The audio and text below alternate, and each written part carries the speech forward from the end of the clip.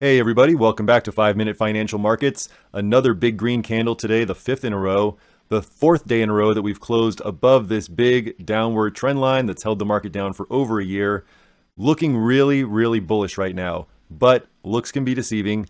I do think there's weakness in the market and we could run a little further, but there is a cliff coming up very quickly. Let's take a closer look. Zooming into this daily chart, first of all, a big, very bullish day. Look at this green hammer candle. Hammer candle because it's got the big body on top and a long wick down at the bottom. That is a very bullish sign. It means that the market opened, came down, and found a lot of demand to push prices back up and finished up near the highs of the day. Absent any other data, I would say this is a very bullish sign and this market has room to run. And it very well could run further. This is the highest level we've been at in over a month. The last time we were this high was back on December 13th when we had the really low CPI number and a blow off top that ended this really big bull run from the bottom in mid-October.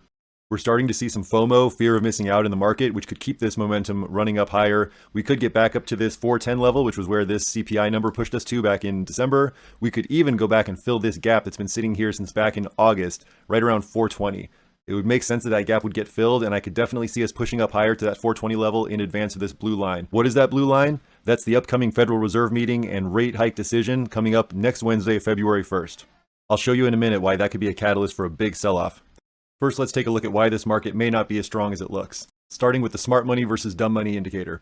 This is the S&P 500 or equities versus the bond market as represented by the high yield HYG ETF. You can see here on the 4-hour chart that for the last week or so, the S&P has been making higher highs, while over the same period, the HYG has been making a lower high. This is a big divergence forming, and as I've said many times before, when you see divergences between the stock market and the bond market, trust the bond market. The bond market has more informed traders, smarter traders. It's also a much bigger market, so that's where the truth in this market generally lies. This divergence shows a lot of underlying weakness that is not showing up in the equity market. We see a similar negative indication with the US dollar. Now, the dollar has been selling off since mid-November, been getting weaker and weaker.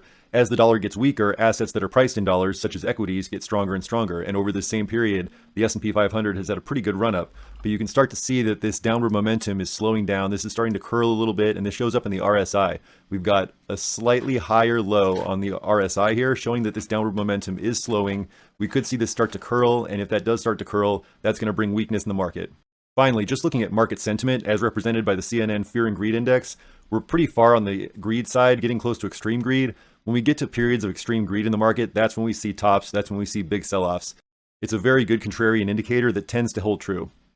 Finally, let's take a look at one more thing on this daily S&P chart. Now, you may have noticed all these vertical lines. These vertical blue lines represent every single Fed meeting over the last year.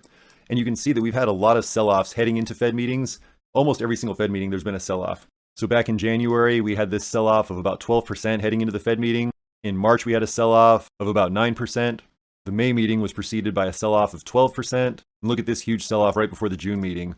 We dropped 10% in 5 days heading into that June Fed meeting. Very minor sell-off here before the July meeting, but really it was part of a bigger upward trend. So this, I would say, is the exception. But then the September meeting was preceded by a 12% sell-off. The November meeting actually had a 10% run-up in advance and then was followed by a sell-off, and then a little mini sell-off in advance of the December meeting. Here's another thing I'd like to point out. The meetings that were preceded by sell-offs were usually followed by rallies. It happened here in January. It happened here in March. May didn't have much of a rally. We followed through to the downside. But look at this huge rally after the June sell-off. Again, in September, the sell-off continued after the meeting, but then followed by a huge rally into November and December. And since that last Fed meeting, we had a few days of selling and then a big rally ever since mid-December. Now, for at least the last year or so, maybe longer, the Fed has had a role of sort of dampening market moves. When the market's been rallying, the Fed has come in with hawkish language to cool investor sentiment. When the market's been selling off, the Fed has come in with slightly dovish language to support the market and bring back some strength.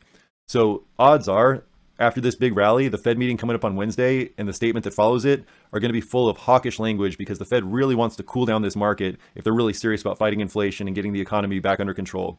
So with all this underlying weakness in the market, this big rally, market sentiment getting overwhelmingly bullish, heading into a Fed meeting, I feel like the days of this bull run are very much numbered. I've been building a short position over the last several days with short and medium term puts, and I expect that between now and the end of next week, we're going to see a significant move down in the market. As I said, we could certainly head back up to this 410 level. We could definitely get back to this 420 level, but sometime before the end of this week, I really expect these divergences to play out. I expect this rally to run out of steam, and I expect a significant retracement at least back down to this trend line, if not further. We'll see how it plays out. As always, stay safe, practice good risk management, and if you enjoy this content, please hit like and subscribe. I really appreciate it. Thanks, and see you next time.